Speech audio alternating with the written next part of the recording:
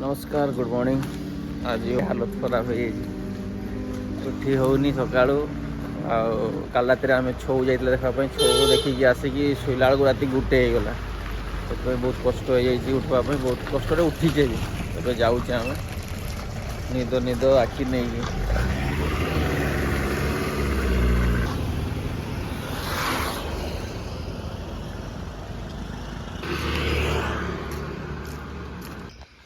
देखला कि लागुचे तोड़ी नहीं सब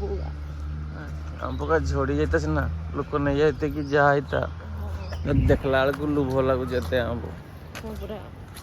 नहीं भी पार्बानी लोक गछ गोटे काली नहींचे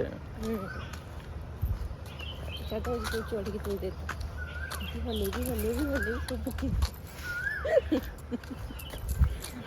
मजा आम एमती होली होली चलचे एमती होली होली चलले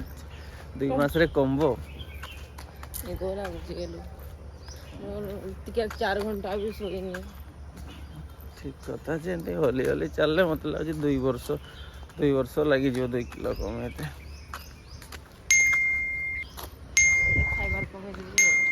छुआ मैंने स्कूल कॉलेज जाऊन सबुदिन भाया आज भी आम साई मंदिर पहुँची जाइए जहाँ भी सकाल सकाल साई बाबा को दर्शन नहीं जाऊँ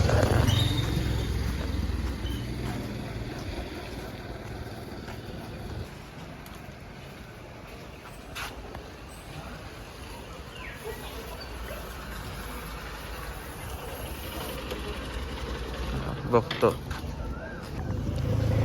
आज भीतर को जीवानी बहुत लेट हो गला गोलूर स्कूल भी अच्छी 3 दिन पर आज चलवा माने आसवा पर आम आज गुलू फोन मारती ना उठी पड़ी से शुईकी पचारुची बापा क्या जाइच कहली मु मोबाइलटा से अच्छी देखु था आम आसचे चलवा मानी भी गला हो ठीक अच्छे मुझे देखुची तुम्हें आस तापाई टिफिन रेडी करते हो तापर बेसी लेट हेले जिते लेट हम आमको से समय मोबाइल देखते लगी जाइए बेसी समय रही पार्बानी आ बाहर ना जल्दी आमको जाते पड़ो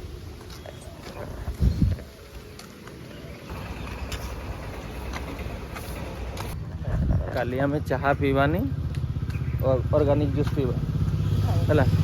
कलरा जूस स्टार्ट करवा अरे ऑर्गेनिक माने तो कलरा तो सब बेसी भल किसी तुलसी पत्र पुदना पत्र लेंबू खाली चाहा पीवा बंद ट्राई करवा जदि भल लगे डेली पीवा है बिस्कुट दरा दियो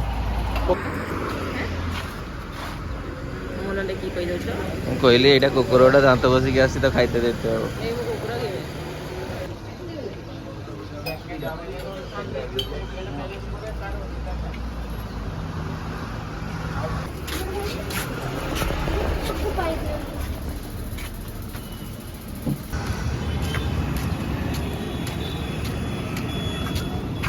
देखो सकाल सकाल के झाड़ बाहर केते कष्ट जान चलवाटा भी पहुँची गले घरे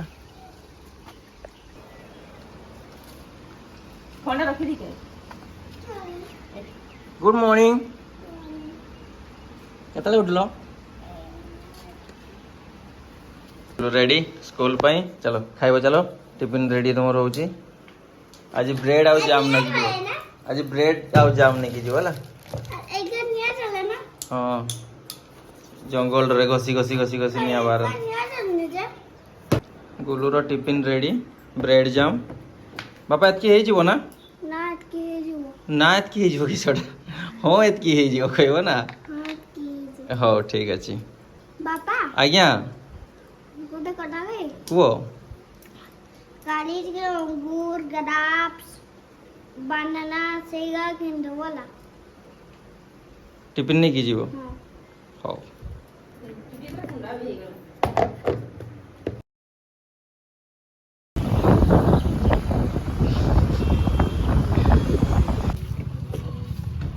पानी बोतल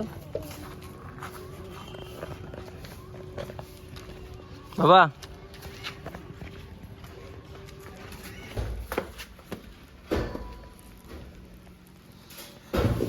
परिवार आसीगला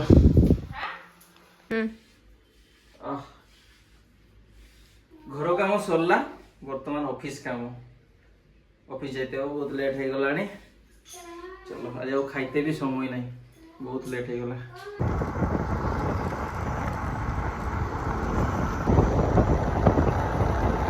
सब काम दाम सारिकी बर्तमान ऑफिस पहुँची गली मु किंतु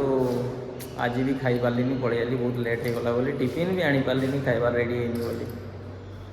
देखा जाओ केमती आज दिनटा कटुच